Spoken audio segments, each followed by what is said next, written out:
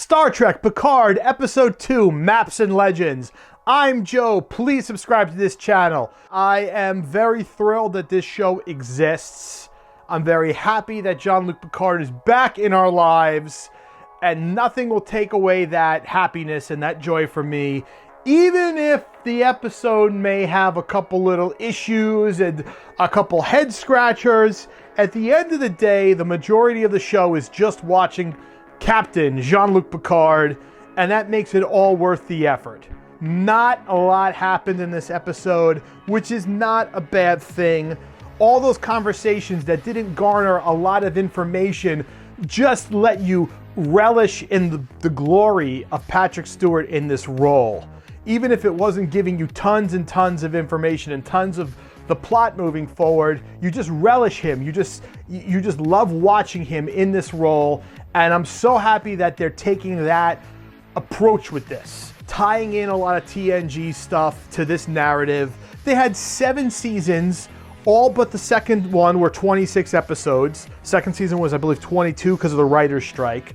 So there's so much stuff they can mine from those shows, and what's interesting is they tend to all be standalones. They had two-parters and they had cliffhangers and things carried over from characters, but they were all almost everything was an adventure that had a start and a finish over the course of one episode, with the occasional two. You know, you're tying that style of television into this new style where everything's serialized. So let's go through what happens in the episode. We get a flashback to Mars 14 years ago and what happened the day the synths went wild.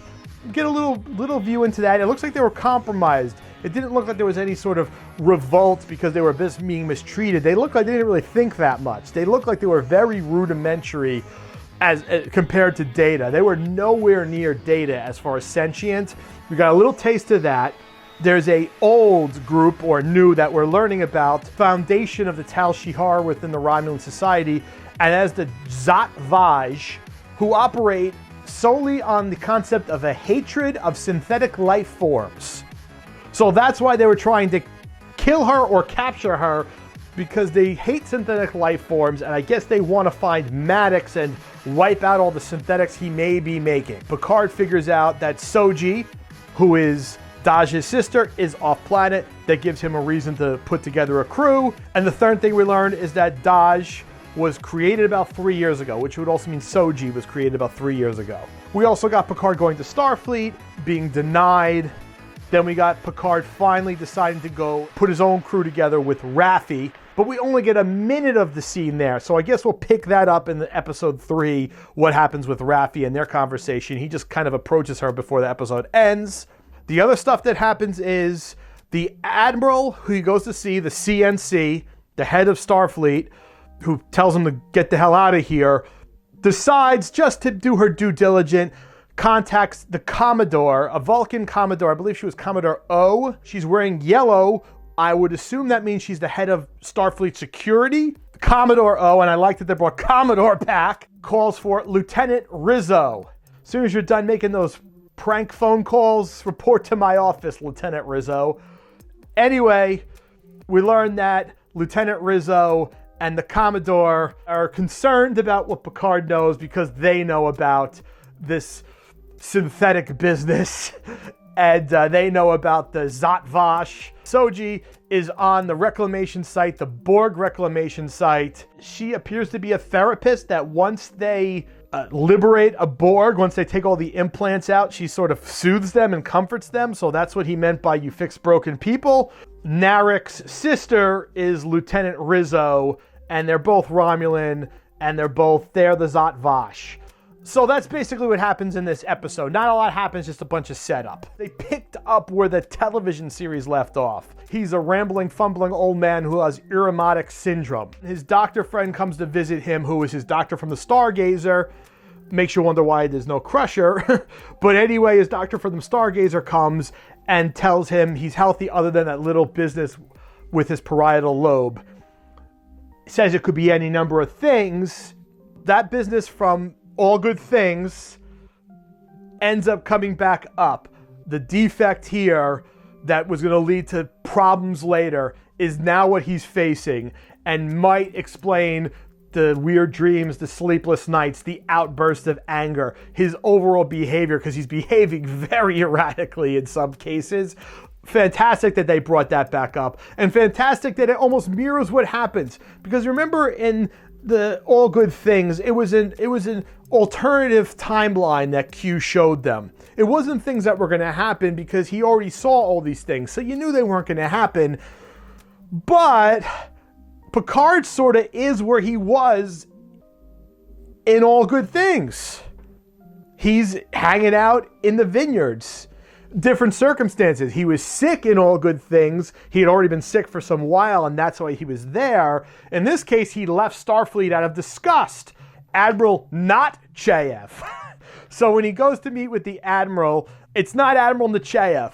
And everybody knows Admiral Nechayev was the Admiral who had a hard-on for him.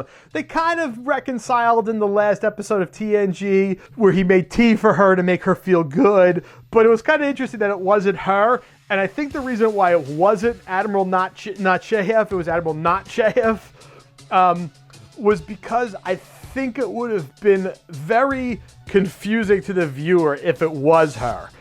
Now, they kind of mimicked her with the hairstyle and mimicked her with the disdain for Picard, but that scene was excellent because he comes in there asking to have his starship back, asking to be put back on active duty after he went on galactic television and dumped all over Starfleet. She's giving him, get the hell away from me body language. Get back off body language. You were supposed to cringe at that scene. You were supposed to cringe at the gall of Picard to go in there and just think they're going to let him go on a mission. And that's probably why it wasn't Nechayev, because if Nechayev, you'd be like, oh, cool, it's her. And then you remember how much you hated her because she was always so mean to him. So you kind of had to have somebody new in that role. And what she did was deliver, I think, the first time I've ever heard an admiral in the Star Trek universe drop an F-bomb. And she was right to, because even though things are getting real and he should be out there investigating and there is an issue, the fact that he would show up like that and he didn't have the gall to be like, if my rank's a problem, I'm happy to be demoted to captain. It's like, oh my God, he's lost it.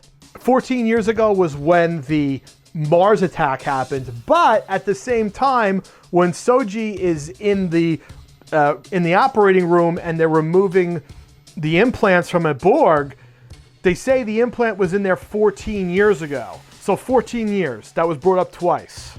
Another moment showing a little bit of the degradation of the character of Picard. He thought about bringing along Riker and Geordi and Worf, and he knew they would do it. They'd come just out of loyalty to him, and he can't do it. He can't do it. He can't bring himself through that again. So instead, he needs somebody who hates him and has nothing to lose. What a guy. He's turned into a user and an abuser of people. The thing that I'm a little concerned about, the complexity, but the not very complexity of it. It's getting to be like a Discovery situation where you had Voq, you had the sleeper agent, only in this time it's spies. Tell me if this makes sense as what the actual overall plot of the show so far is. There are Federation species members on a Romulan Free State Borg ship, the Reclamation Project. That ship has remnant Romulan Star Empire super spies, the Zhat Vash on it. The Zhat Vash are in cahoots with a Vulcan Commodore from Starfleet Security who is probably logically in league with them to continue the ban on synthetics and snuff it out, which for some reason is the driving force behind the Zhat Vash and why they are also super secret. The spies are a brother and sister combo. The sister, Lieutenant Rizzo, murdered Dodge in a brutal operation which was botched, then completely covered up, but uncovered by Picard's former Tal Shiar elder care nurse, while Horn Dog brother Narek is trying to dick down Data's other daughter for info on where the rest of the synthetics are. However, Soji is pretty much the cutest girl ever in Star Trek, so he has a good chance of falling for her. Final thought on all this, the dubious Commodore and or the sister, Lieutenant Rizzo, are sure to try to screw each other over. I think that's what's happening so far. Anyway, I'm happy this show exists. I hope you like this video. Please subscribe to this channel. Until next time, I'm Joe.